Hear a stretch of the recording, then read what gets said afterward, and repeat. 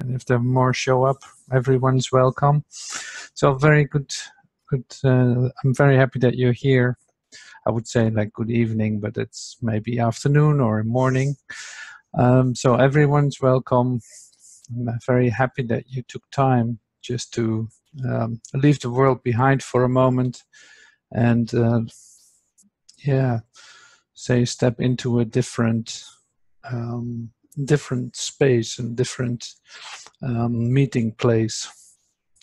So this is where we can find each other always, you know, that we're always here. But it takes, say, a conscious decision to get there, or to be aware of it, that you're here. And I'm happy that you did that today. So, see, all these things are just, it is always a decision where you find yourself. You follow your desire. You want to be with God. You want to experience the love of God. And that's a decision. You know, that's a decision to do that. So you have continuously, all the time, you have exactly what you wish for. These are the circumstances. These are the people that you meet. These are the, you know, everything that is occurring is a reflection of what you want. Is the effect of what do you really want, and that is manifesting itself. So the fact that you're here is your desire to have a moment to be consciously aware of the love of God, and to join in that. And that, even though that's unconscious, it's like that's an individual conscious happening, we do this together, and not so much as a group, as more as in oneness we join. If you are in an experience of oneness, you are not alone. Like you experience that you cannot be alone, because you're connected with every aspect of the whole universe. So that is the invitation for tonight, to experience the love of God, to let go of your ideas about what you sometimes want, but not really deeply in your heart. So this is an invitation to co-create with God, because that is you. You use the power of God all the time to manifest whatever you think you want and whatever is your deepest desire.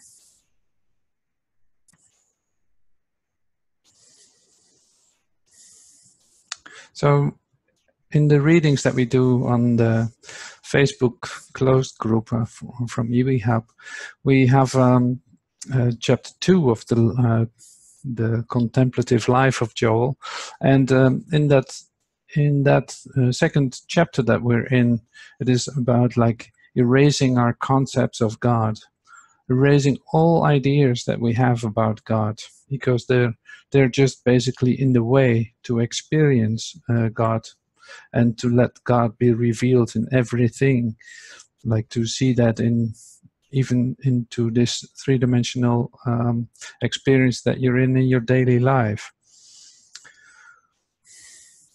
So this is an invitation to let go of your ideas of what you think God is, or what you think that you should be doing here, or what you think should be happening here. And so in this we come with completely open hands, and you might as well completely relax into this idea. You don't have to do anything, but be open.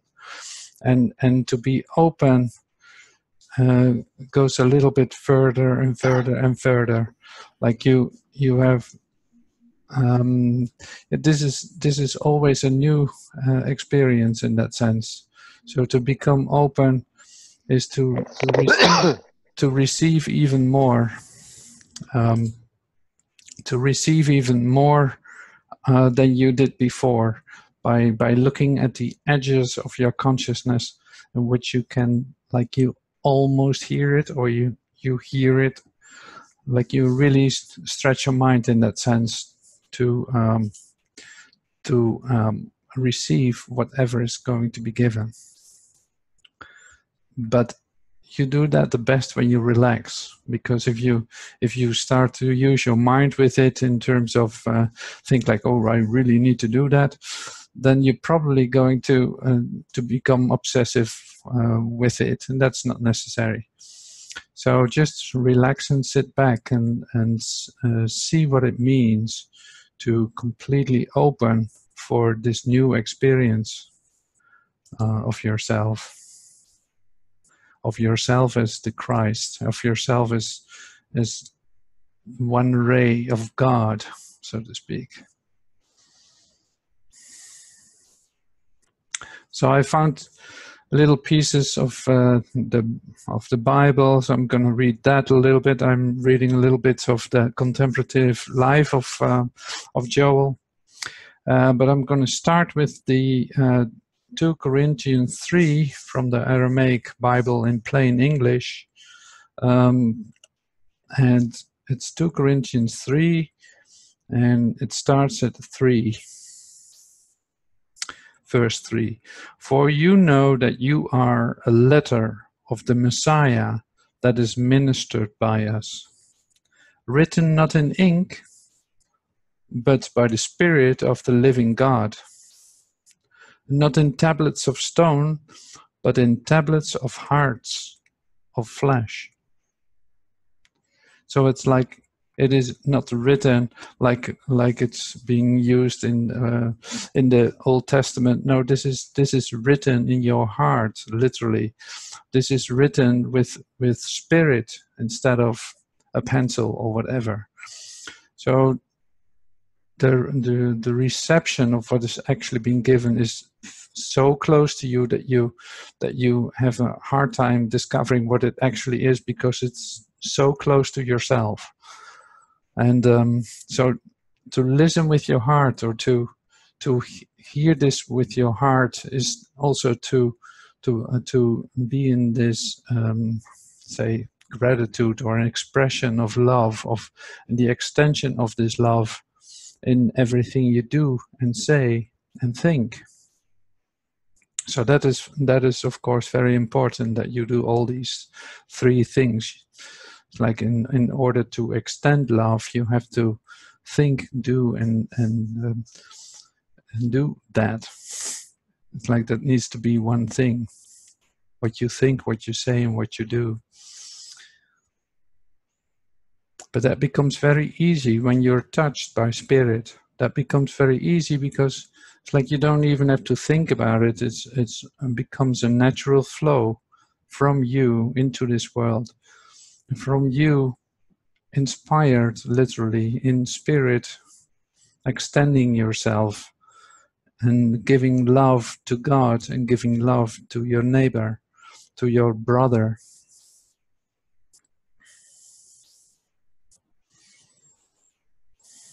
So I really like what is written here, because it's like it has nothing to do with this materialistic world. It has nothing to do with the old ideas of say doctrines or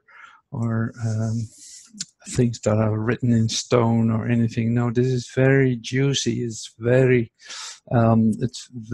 playful. It is very much alive, and that is what love is. That is very much alive. It's extending itself from out of you, like naturally. It's a very natural thing to occur. And that's the same with loving God. That's a very natural occurrence. You love God. You see God in everything around you. You can see God in everything around you by your decision.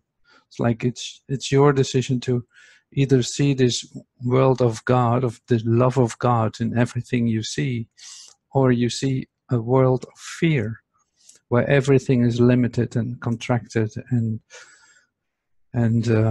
unsafe, and a world full of emergency and noise and chaos. But this purity of the love of God will show you even into this three-dimensional experience that you're in. You see there the love of God. You see it, say, reflected in all the people that you meet, in all the situations that you're in, and by your decision.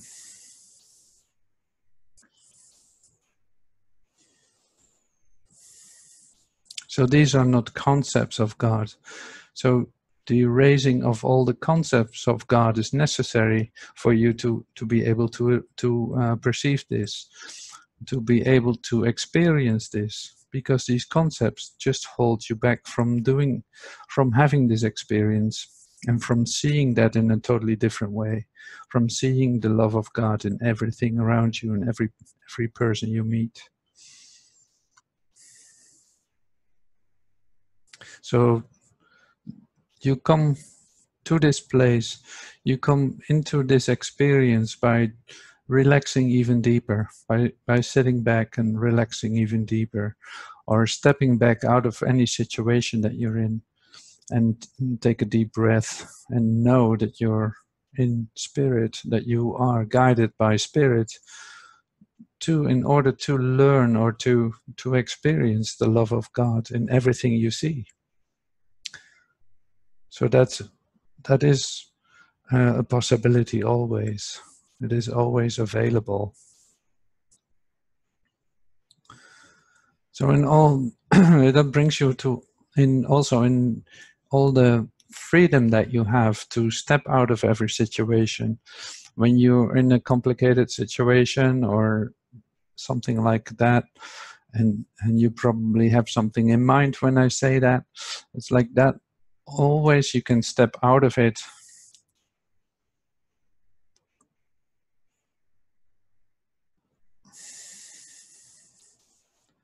Okay. So you can always step out of this situation, and that gives you the possibility to just sit back and relax and say, like, okay, well, I want to see this differently. I don't want to do this in this way. I can feel that I'm contracted now, and I don't want to do that anymore. I want to see the love of God in this and not react or see fear.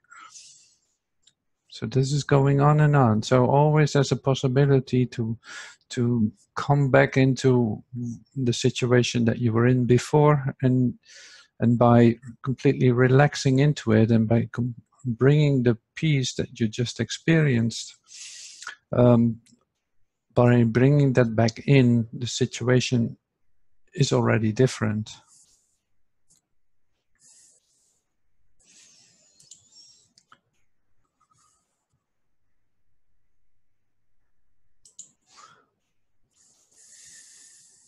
So just to do a little check, is everyone hearing me well?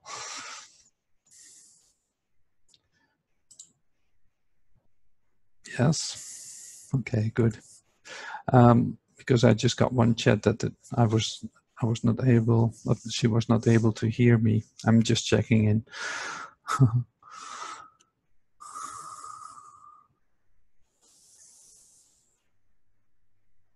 So yeah, erasing all concepts of God. You don't need any of them.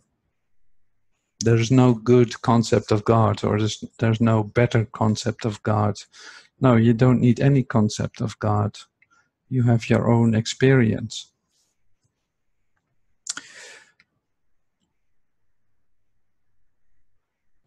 So I'm going to read a little of John 6.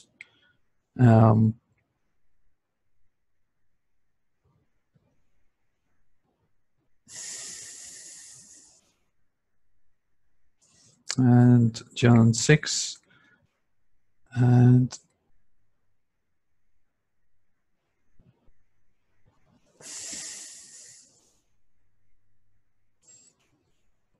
see where this is. Oh, here we are. At 16. And when it was evening, his disciples went down to the sea, and they sat in the boat, and were coming to the coast of Capernaum. And it was growing dark, and Jeshua had not come to them. But the sea rose up against them, because a great wind was blowing. And they rowed about 25 or 30 furlongs. And they saw Jeshua as he was walking on the lake. And when he drew near to the ship, they were afraid. But Jeshua said to them, I am the living God, do not be afraid. And they wanted to receive him into the boat, and immediately the boat was at the land to which they were going.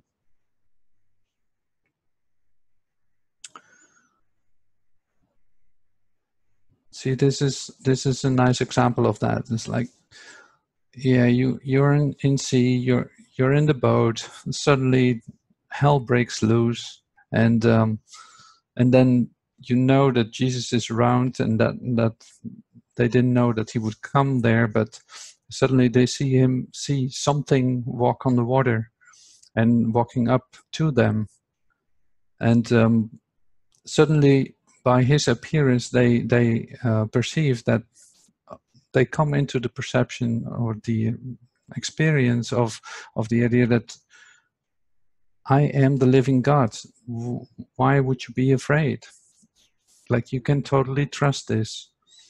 And then at the same time they are on land. They are safe again. They're back in the harbor again. Like this is happening in your life all the time. Like, this is what your mind does, so to speak. That is like one little thing, and your trust is gone, or not. That's great, but it could be like there's a lot of that going on. Always you're a little distracted by an appearance or by a situation, and then you just for an instant you forget about it, and your heart is already beating like, oh my God, what is going to happen?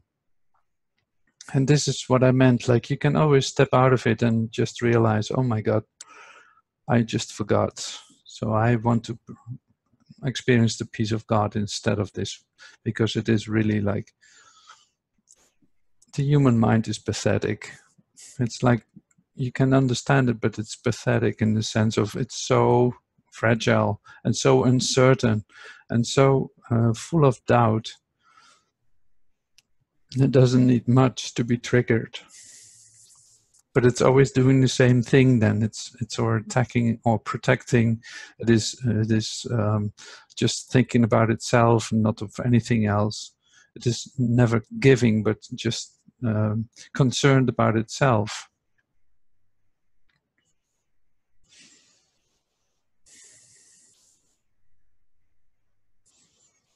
So now it's like, okay, if something is wrong, you ask for help, and before you know it, you hear, yes, I'm with you. I am here. I am the living God. Be not afraid. There's no reason to be afraid. There is not any situation that you need to be afraid. I'm always here. You can always call on me, but I'm always present in myself, in me. Closer, you can't even imagine.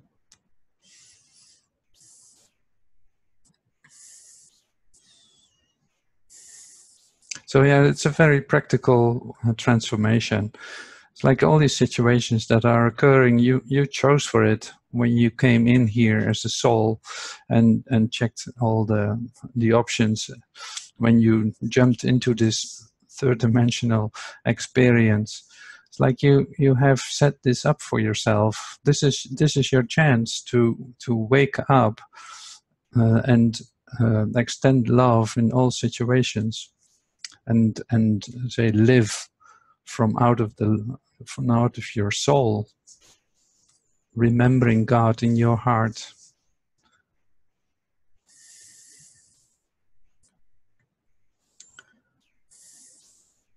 But you did come here for a reason.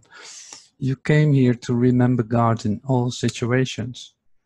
It's like, this is the perfect setup for it. Everything is there. You're in the perfect situation. you're in the perfect situation wherever you are to undergo this process. You don't need to go anywhere else for it. Like everything is set up perfectly to let this occur to you. To let all fear be undone and to see the love of God in everything.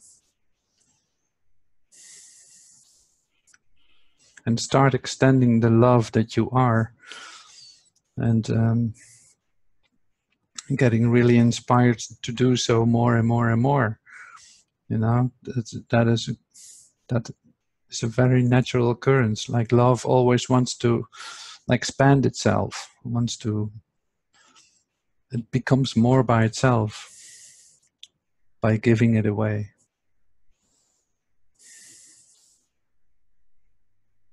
There's this beautiful song like The Rose, where they say like, okay, the rose can grow in your like love, and you're its only seed. So this is how you come here. You're its only seed. If you start not developing this inside yourself, if you start not nourishing the seed of love that is inside of you, then there will be no rose. And you are this beautiful rose.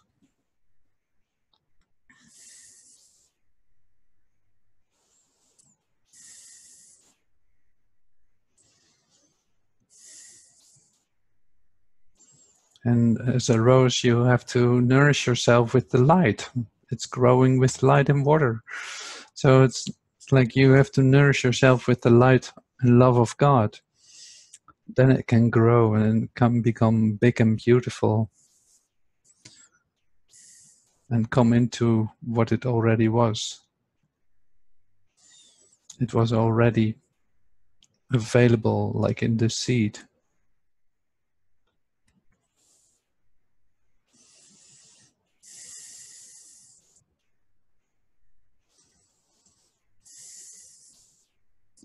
So I'll see if I can turn on this little machine and read you some from the Contemplative Life, Chapter 2. Erasing concepts. Oh, here's no theory or concept of God is God. This is really like Joel Goldsmith classic, if you ask me. There's a difficulty in embarking on a spiritual way of life, and one which everyone has to surmount if he is to remain on the spiritual path. That difficulty concerns itself with 3 words. But once you are able to rise above the limitations of those 3 words, you will find that the spiritual path is much easier than you have ever believed it could be, and much more joyous and fruitful. For a time, however, the struggle lies with these 3 words, the first of which is God, G-O-D. The hardest part of your spiritual journey is to arise above the concepts of God that you have always accepted. Whether your concept of God has come from a church, from your parents, or from own experiences in life, regardless of where or how you acquired your particular concept of God, and regardless of what that concept may be, it is not God. There is nothing that you know about God that is God. There is no idea of God that you can entertain that is God. There is no possible thought that you can have about God that is God. It makes no difference what your idea may be or what your concept may be. It remains an idea or a concept, and an idea or a concept is not God. And so every student must eventually realize that he has to rise above all his concepts of God before he can have an experience of God. Well, that's pretty plain English. So in order to come into an experience of God, you have to let go of all ideas of God, all the concepts and ideas that you have. So you remember 3 concepts of God that you hold in this moment. What do you think God is? I think God is this, God is that, and God is that. God takes care of everyone, God does this, God does that. Like that's what you think God is. So that's not what God is. This is how practical it is, what is written here and what I'm teaching here. It's like so practical. No idea will do it. No concept will do it. It has nothing to do with God.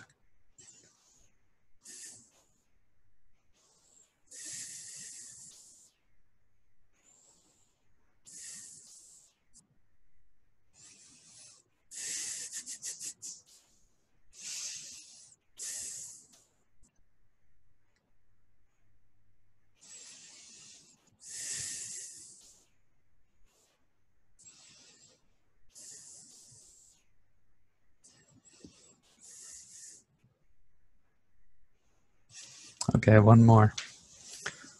I'll go a little bit further.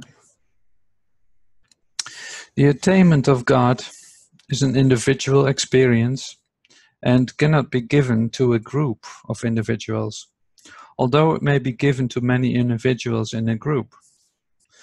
It is possible at a given time for a dozen of persons in a group to realize God. But they will not receive that realization as a group. Each one receives it individually by his own preparedness for it, and by his own devotion to the attainment of God's realization. So it's an individual experience. Like you can only experience it as you. And even though it will be an experience of oneness, in which you feel connected to every aspect of the universe, it still is your own. It's like a subjective, singular experience.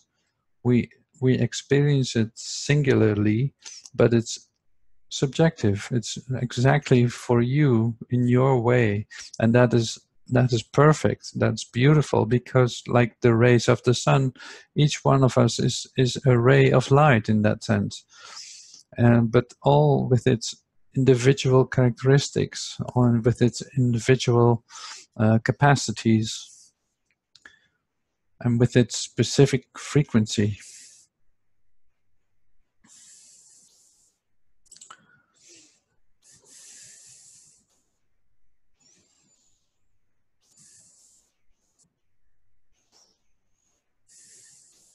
So it's such an individual process to get to it, and such an individual experience to experience it. It's very individual. So we cannot compare it with one another. That's why I always say, like, well, there's no competition here in this on this path. There is no competition. There's no I can do it better than you. No, it is very subjective. It's like it is your own experience, and that for you will be the best possible, the best will be complete in itself.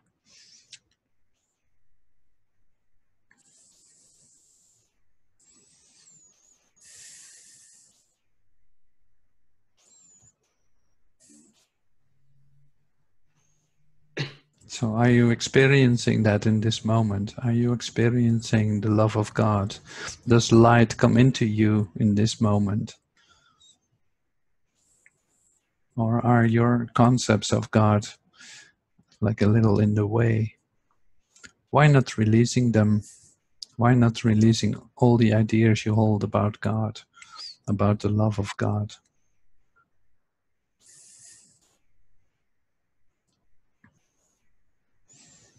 So I'm offering you this experience of the love of God, this moment of healing, this moment of wholeness, very individually, but given into this group that we are. very individually. You're the only one who can experience this your way. And that is perfect. That is what you experience right now. And it doesn't need to change. It doesn't need to be bigger, broader, whatever. No, this is just perfect. You receive that for yourself. That is your God experience today. This is what the love of God feels like.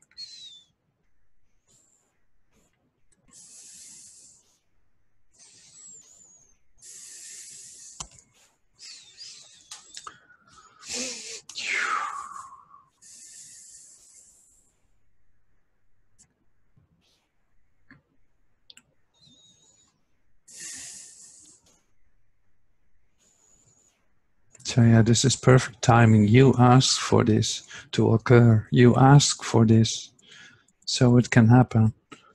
This is why you came to this planet. This is why you incarnated into this time-space continuum.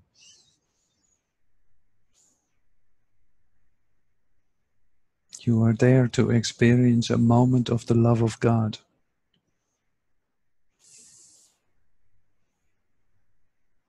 You experienced, you chose this to come home to your Father.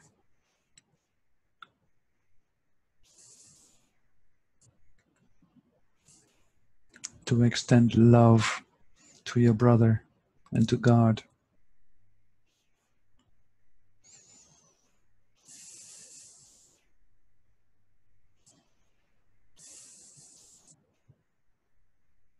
And to become completely receptive to this.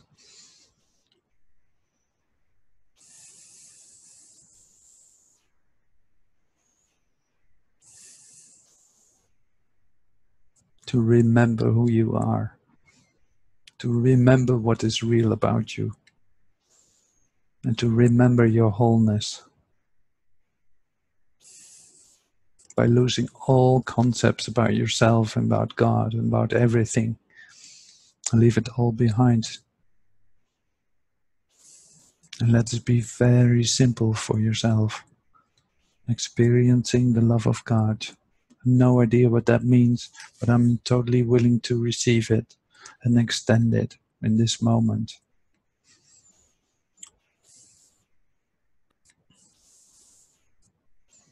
So you are so welcome to receive this.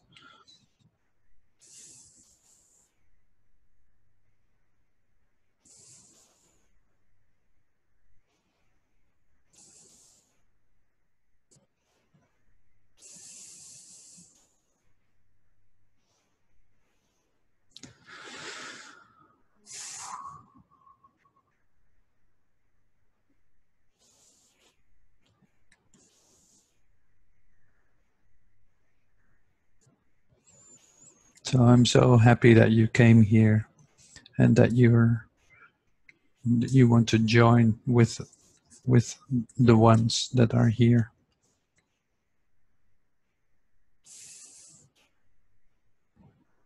And that you chose this moment to experience the love of God.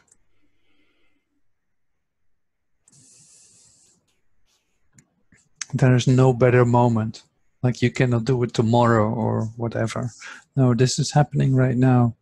This is your opportunity. Not to put pressure on you, but to give this as a present moment.